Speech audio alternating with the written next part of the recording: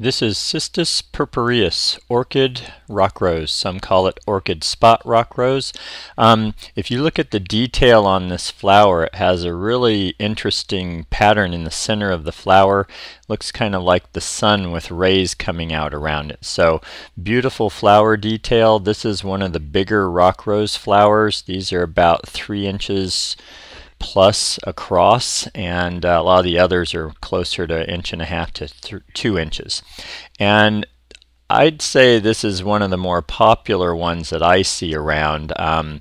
So let's get into what's good and not so great about this plant.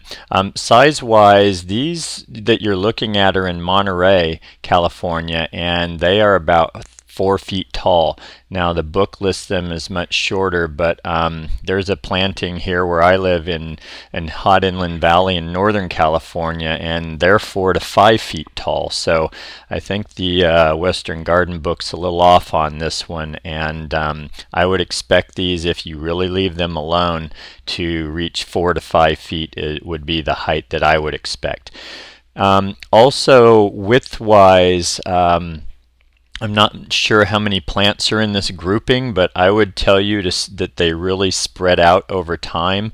I've just seen huge groupings of these things, and my sense is that they probably get 6 to 8 feet wide. So give them some space if you want them to look natural like they've done here. One of the reasons I'm showing this close-up, though, is that it does show that they start to get woody inside. You see some of this dead wood, and the core of the plant down there is pretty woody. These plants do not take well to pruning from my experience, so that's all the more reason to give them enough space to where they can naturally spread out and do their thing.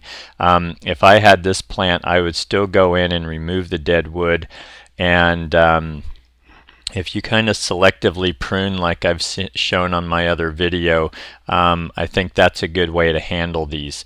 Nonetheless, this is an older planting. I think it's probably about 10 to 15 years old, and it doesn't look terrible, but it'd look a lot better if it got cleaned up.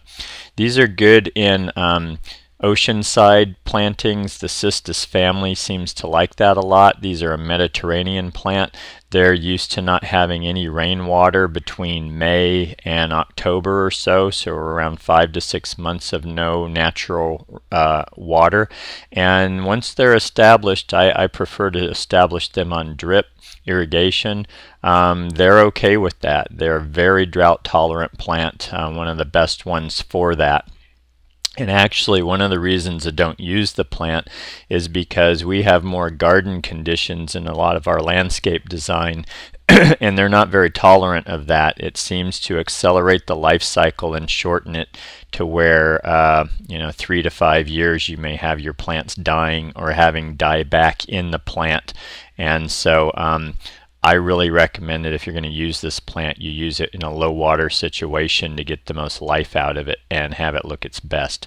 If you do irrigate these when they're young, they will grow like a weed. They're very fast growing when they're getting water during the summer months. And so something to think about. I like these. These also tolerate the hot inland conditions that we have just fine. So they'll take seaside conditions as well as heat. Most of the rockrose family is cold tolerant down to about 15 degrees Fahrenheit.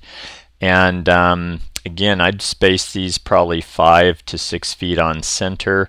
And then, some good companion plant is Echium fastuosum. Blooms at the same time, kind of April through May and June.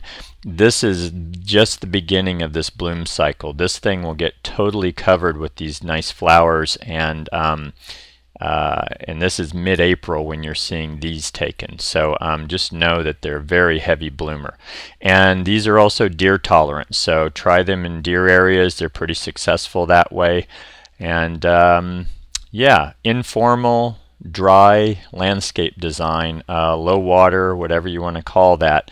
Ideal for that kind of a thing, but just make sure you handle the water properly. Otherwise, I think you'll end up with a short-lived plant that will disappoint you. And that is Cistus purpureus, orchid rockrose.